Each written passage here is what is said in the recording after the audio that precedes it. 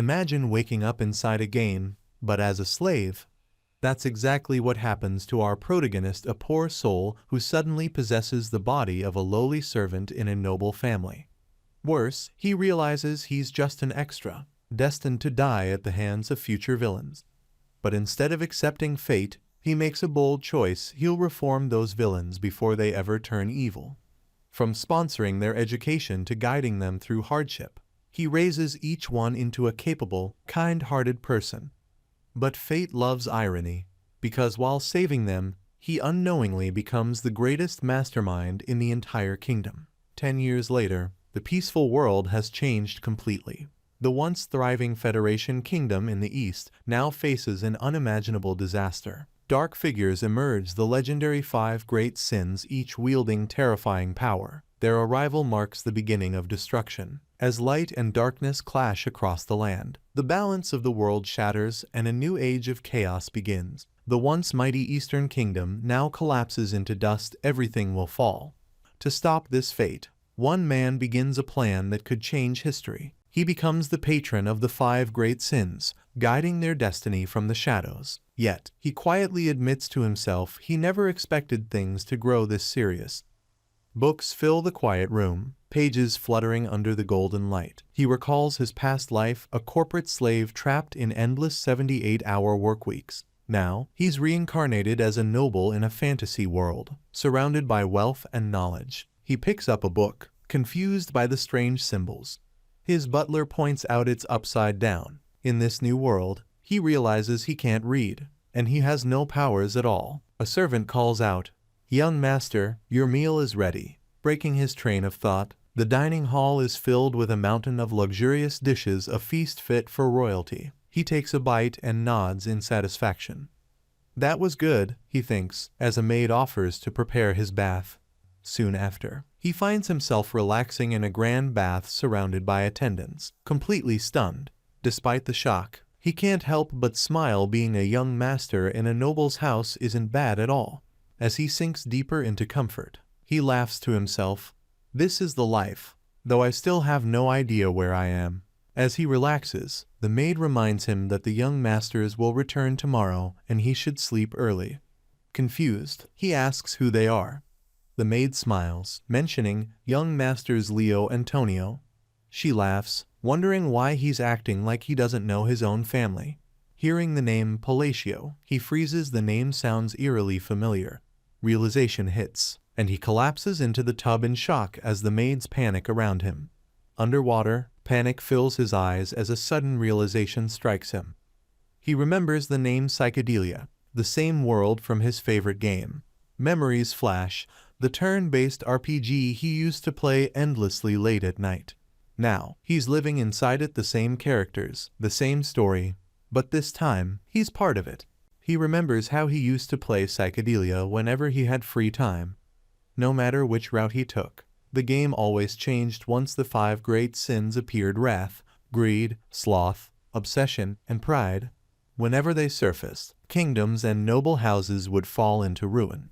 Among them was the infamous Palacio family.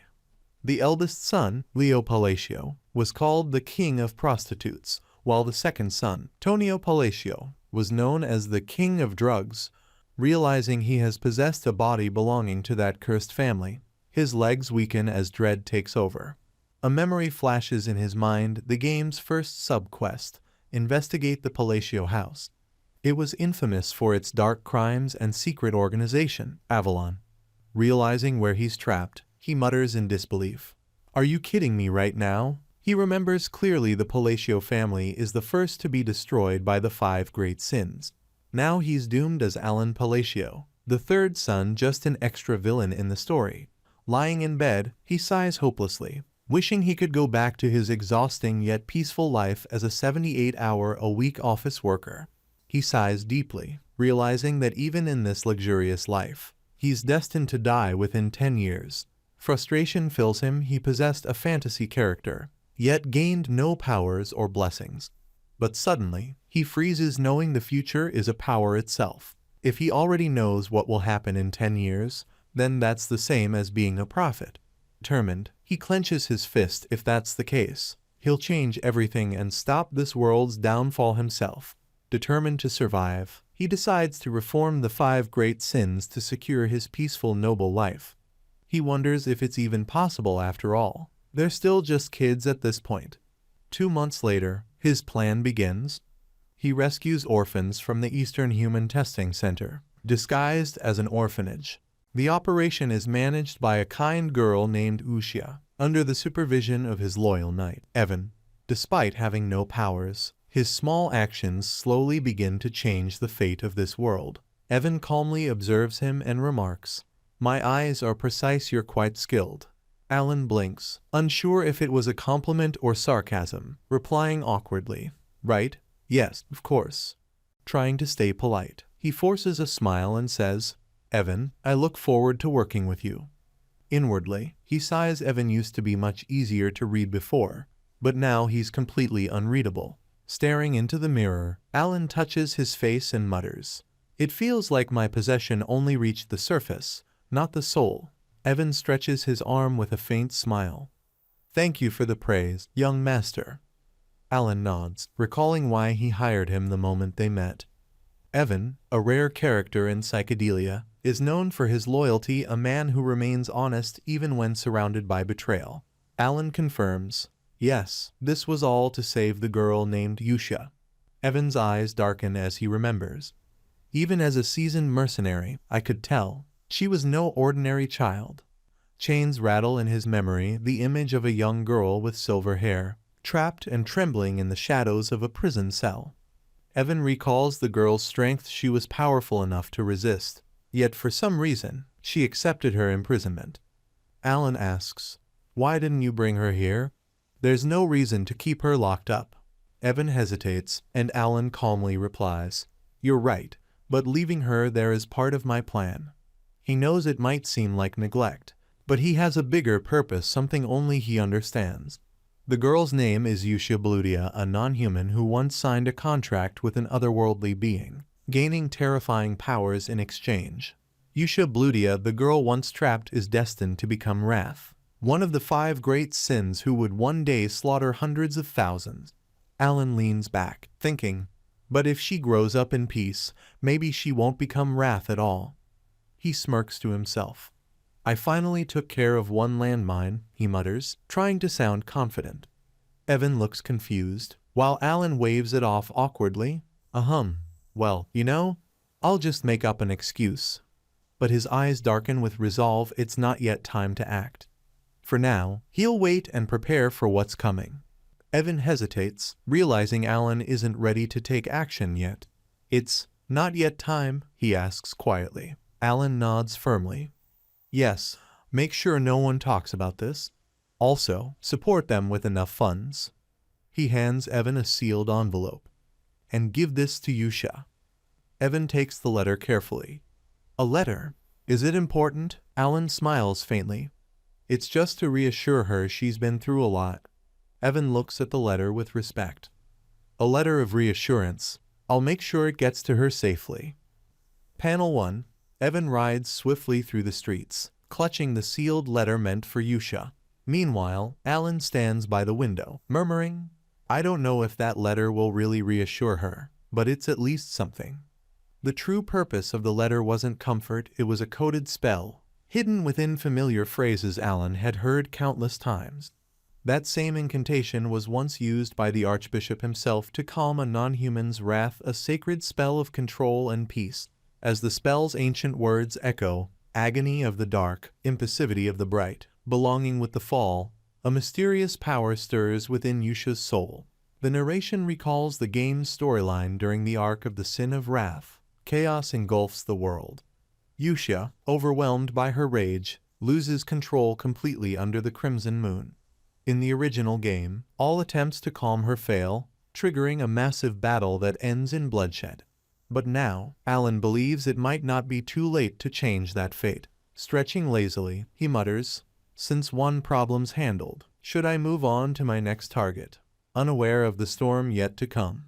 Alan smirks slightly, thinking to himself, "It's a bit ridiculous to think you can befriend a monster with just a quote. But maybe it'll work since those people worship some god from another world." He sighs softly, finding it hard to understand the mindset of those zealots. Standing under the dim light, Yusha reads the letter in silence, her aura faintly trembling. Watching from afar, Evan's eyes widen in shock. The mana I can feel from her, it's unbelievable. Evan watches Yusha closely. She seems emotionless, her face blank as if her humanity has faded away. Suddenly, her calm voice breaks the silence. You said, Mr. Allen was the one who sent this letter. Her tone carries a quiet but dangerous edge. Her mana flares violently, crimson energy swirling around her as she screams. Then why didn't he want me by his side? Evan stumbles back, trembling under the pressure. What? Because. His words choke in fear as the air around her burns with rage. Yusha's power surges uncontrollably. Her mana manifests in physical form, a feat only possible for those in the Master Realm. Her mind flashes back to Alan's words, it's not yet time. Panicking, Evan repeats her master's message. Why, yes, timing. He said it's not yet time. Yusha's expression softens as she clutches the letter close. This is a promise. Only Master would know. Her red eyes glow faintly as she whispers, I get it. The storm of her mana begins to calm. Evan exhales in disbelief as Yusha's terrifying power settles, the overwhelming force now radiating calm dominance. With a sinister smile, she stands tall. Sin of Wrath, daughter of monsters, bloody Queen Yusha. Her title echoes like a curse through the air. Meanwhile, back in Alan's mansion, peace returns. He relaxes in bed, mumbling, I've managed to extend my luxurious lifespan a bit. Gazing at the moon, he chuckles softly. Even the bright moon is cheering me on. I'll work hard on the next kid as well. He closes his eyes with a calm smile, completely unaware that the girl he just saved might one day become his greatest test. While searching through the bookshelf, Alan suddenly gets hit on the head by a falling book. He rubs his head in frustration, realizing the document he's looking for isn't there. Just then, his subordinate enters, reporting that they've rescued the second child mentioned earlier. Alan, still surrounded by fallen books, calmly asks if they treated the child kindly after saving them from the illegal slave market. Before the man can answer, the door bursts open with a loud noise, catching both of them off guard. A loud and confident man walks in, greeting Alan with a smirk. His name is Palacio Tonio, the second son of the county. He mocks Alan, teasing him for holding a book despite being known as illiterate, laughing loudly at his own joke. Palacio grabs Alan roughly, demanding an answer while Alan quietly endures the humiliation, thinking how the original Alan must have handled this. Deciding not to retaliate, Alan stands up calmly and tells him to use the library if he wants, showing restraint instead of anger. Palacio arrogantly steps on Alan's back, mocking him and asking if he knows his place. Before he can continue, a dagger suddenly pierces the wall beside him, silencing the room. A cold voice calls him and his brother noisy insects, leaving Palacio stunned and speechless. Standing at the door is Leo Palacio, the first son of the county.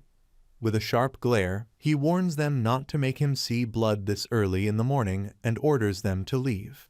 Leo coldly warns his brother to drop his arrogant attitude when entering the library and tells him to leave since he reeks of drugs. Alan recalls that in the game's story, the Palacio County quickly vanished after a scandal involving corruption and crime. He remembers that both brothers were constantly fighting for the position of family head, one known as the Prostitution King, the other as the Drug King. While one ran the underworld's prostitution network, the other managed a massive drug cartel, making their power far greater than Alan had expected. Alan dodges an attack, realizing he can't risk using his powers recklessly if he wants to survive in this dangerous world. He kneels as Evan pats his head, thinking to himself that he'll just live quietly as a weak and incompetent bastard child. Alan collapses on the couch, while Evan observes him silently, sensing something unusual about him. Evan quietly mutters that the second child doesn't seem ordinary either, clearly suspicious of Alan's hidden strength. Evan wonders how someone like Alan could possibly know about the illegal slave market and the secret bio-experiments happening in other regions. As Alan lazily rests on the couch, Evan thinks that the young master struggles to keep himself together despite his calm appearance. Evan softly comments that Alan is quite strange, confirming that he sent the rescued child to the orphanage.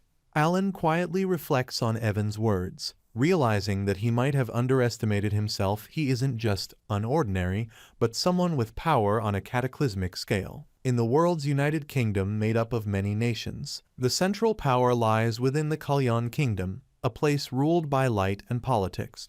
From the illegal slave market, the boy they rescued turned out to be Deus Machalian, the second boss of Psychedelia.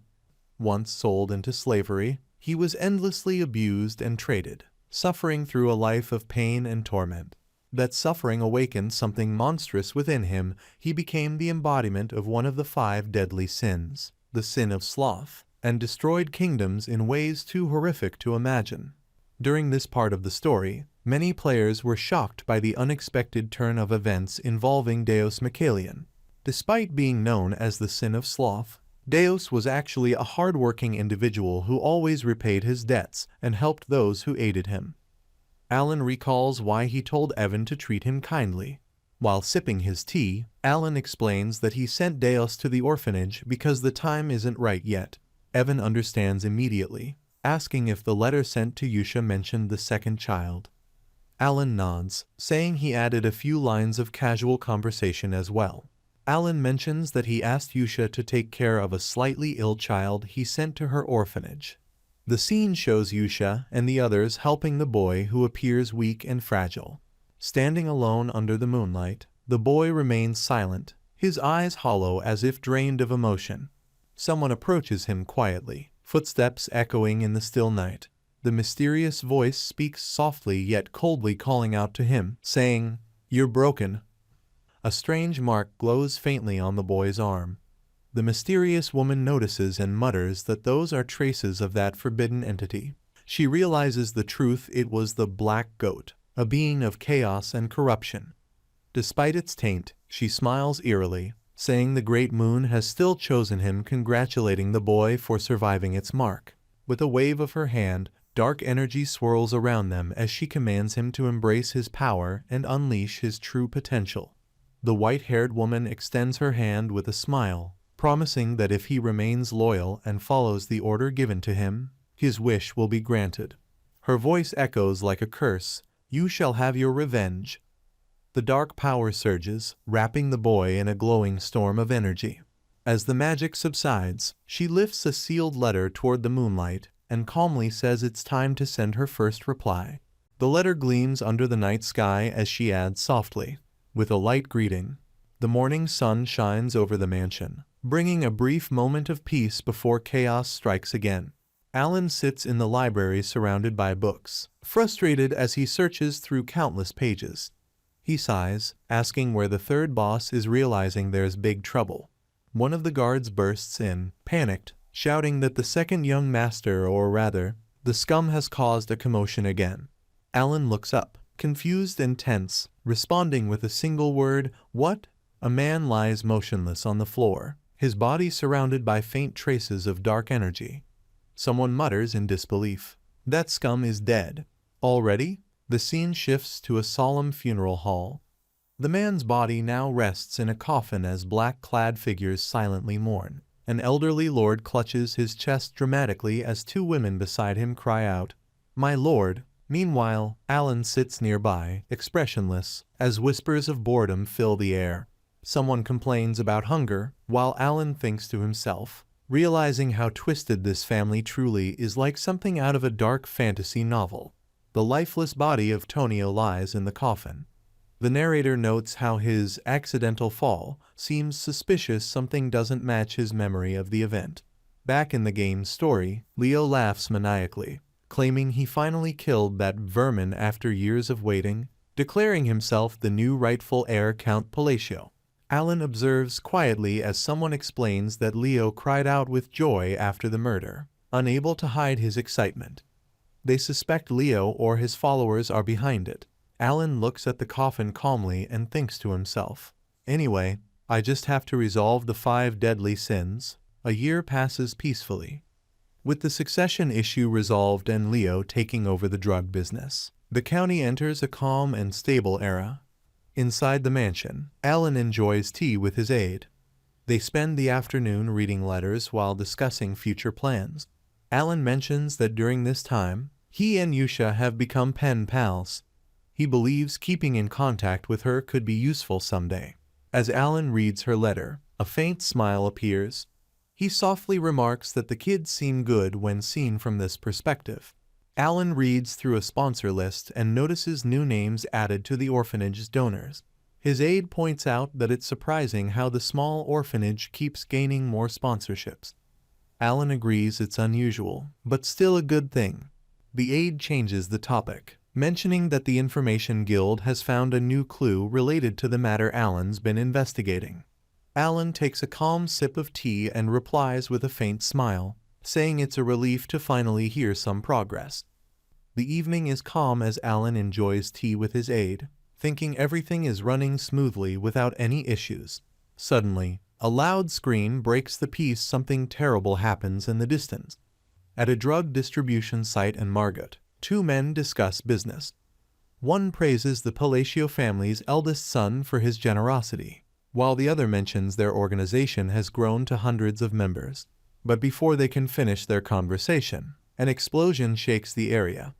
One of them, injured and gasping, says they just need a bit more before collapsing. One of the masked men panics as his hand starts moving on its own, forcing him to stab his own ally. He screams in terror, realizing he's lost control of his body. Another member shouts for help, but before anyone can respond, his body also begins to twist unnaturally. Within seconds, all of them are seen stabbing themselves under some dark, invisible force. Their cries echo through the blood-soaked alley. A cloaked figure watches from the shadows as the last man collapses, whispering faintly for help before falling silent. Under the moonlight, a cloaked figure reports to their master, saying they enjoyed the puppet show, referring to the massacre earlier, and adds that there's still more to report. The hooded man beside him questions the purpose of these killings, wondering if there's any point in continuing such meaningless slaughter. The woman asks coldly if he feels pity for the victims, but he replies that it's not pity, they're simply using human bodies to create drugs. She smiles, saying that this chaos is necessary to prepare for his return. She spreads her energy around, the air glowing with eerie light. With a twisted grin, she adds, "How could we let the place be shabby when he arrives?" hinting at the coming of someone powerful and terrifying. The boy lowers his head as dark energy surrounds him. With calm acceptance, he whispers, "I understand," fully submitting to the will of the woman before him. Powerful waves of purple and white energy erupt from their surroundings, forming a blinding vortex of light. Both figures stand beneath the moon as the storm of energy swirls around them, their forms glowing under the night sky. A massive surge of light bursts upward, and a chilling voice declares, "Everything will proceed according to his will," echoing through the darkness as if the world itself obeys. As the crescent moon shines brightly in the night sky, a voice echoes, "We, the blue moon, shall be his sword." The vow marks their complete devotion to the mysterious being they serve. The scene shifts to a massive crater on the ground, spiraling deep into the earth, a remnant of the immense power that was just unleashed. The world trembles, marking the rise of the blue moon's dark order. 2 years have passed since he began exchanging letters with Yusha. The grand mansion stands under the bright sky, showing how much time has changed. Inside the mansion, a servant runs through the hall, panting and searching for someone, muttering, "Where is he?" Outside, Evan greets him with a light smile, saying he was just in the backyard, as if nothing serious happened. The servant quickly reports that the 5th shipment has been safely sent to the orphanage. Evan nods with relief, covering his mouth to hide his smile. During this time, he managed to save the remaining 3 sins. One of them lies on the ground exhausted while he stands calmly nearby. He crouches down and offers food, telling him to eat. The boy weakly complains but still accepts it. He recalls how finding greed, the 3rd sin, was a bit troublesome. But using his gained knowledge and working with Evan made things smoother. Another boy runs toward him at full speed, his arms full of colorful macarons, trying not to drop them. He praises Evan for his hard work and tells him he can rest now. Evan, eating macarons, asks if that's all for the orphanage duties. He confirms it, and Evan sighs in relief. Evan asks if the young master isn't happy. He replies that he is, but Evan says he doesn't look like it. The young master insists he is smiling, showing a barely visible smile. He casually replies, telling him to just assume he is smiling. The young master relaxes on the grass, thinking about how smoothly everything has gone. A flashback shows the bosses of Psychedelia and the torment they suffered in the past. It explains that the 5 people became the 5 sins because of their tragic past, and saving them before those events originally had almost zero chance. He thinks about how he once feared saving them too late after they were already broken. He relaxes on the grass and asks how the orphanage is doing. Evan hands him the letter and says things are going well. A flashback shows the kids when they first arrived, looking empty and lifeless like broken dolls. Evan explains they've brightened up a lot now. The young master comments that they won't need to hire another caretaker anymore. He reads the letter and admits he didn't expect Yusha to handle things this well. He wonders if her background makes her feel attached to the orphanage. He comments that Yusha is actually a nice girl in her own way. Evan leans in and asks if the letter says anything important. The letter describes that everyone is doing fine, and a few kids are growing especially well. Deus is doing great, so there's nothing to worry about. The kids are shown playing happily, healthy and full of energy. He says he's simply glad the kids are growing well. Watching their progress, he believes the environment matters most. Evan asks when he plans to meet the kids. He reminds him that he always says, "The time will come." The young master hesitates and says, "About that?" He admits he has no intention of ever meeting them. Evan is confused by his sudden honesty. He thinks to himself that staying close to them might be nice, but their personalities in the game were nothing like what he'd want to deal with. The brutal way they originally became sins flashes in his mind. He remembers how terrifying the original events were. Even though he saved them early, the fear still lingers. He thinks maybe he'll meet them in 5 years. Evan reacts calmly and says he understands. He decides that either way, he needs strength to protect himself in this dangerous world. He practices magic, reminding himself that this body has great talent. Evan asks if he has heard of the Blue Moon. He's confused when Evan mentions the Blue Moon and says he has never heard of them. Evan explains they're a rising group known for crushing criminal organizations. He believes the young master will receive information about them soon. Evan suddenly recalls a rumor that the group also kills nobles, which shocks him. The young master reacts sharply and orders Evan to sleep in the room next to his from now on. A shot of the mansion at night shows the mood turning serious. She begins the meeting and asks for the Blue Moon's report for the week. She follows up by asking about the situation in the north. The fox girl excitedly starts her report, saying she handled something. She proudly states she took the heads of all the slave traders. A title reveals her identity, Sin of Pride Seolrang. The fox girl boasts that the enemies couldn't even figure out who she was. She adds that she tested them by asking her eye color, but they still failed. A small child praises her clothes. The green-haired girl calmly reports that the corpses were melted. Her title appears, Sin of Greed Rin. She continues her update, saying she also completed the cleanup in the south. The silver-haired boy reports from a stairway, saying he handled the illegal human testing grounds and punished the Avalon troublemakers. The silver-haired boy states that he turned the criminals into minced meat. His title appears, Sin of Mysophobia Raiden. Under the glowing moon, a girl calmly says everything will proceed as the great moon wills. The group stands together as the white-haired girl declares that they exist for the sake of the great moon. Secret organization. One member reports that a problem has appeared. Yusha questions what problem could possibly exist when everything is guided perfectly by his will. The report begins with a troubling discovery. While cleaning up the southern region, Yusha found a written order that hinted at a dangerous plan. It suggests that the eldest son of the Count family has been targeting his own father. Hearing this, Yusha is shocked. The revelation that the noble heir is plotting something so severe leaves her momentarily stunned as she processes the implications. She calms herself. The group reviews the situation together. They confirm that the order is authentic and that the eldest son may already be taking steps to carry out the plan. 4 quarters meanwhile, the northern side continues dealing with their own captured criminals. The investigation deepens as everyone realizes the threat might be bigger than they first expected. Yusha realizes the truth behind the threat and her expression turns intense as everything becomes clear to her. 2 years later, a funeral is held. The protagonist states that his father, Count Palacio, has died. The attendants explain that his death was officially reported as heart failure, but it's clear to everyone that the cause was an overdose. Someone whispers in shock, asking if the blue moon has struck again. A group of men discuss the previous night's incident, saying they heard another attack happened. One of them asks if the entire group was wiped out again. The protagonist watches them and thinks that everyone has become more cautious of the blue moon.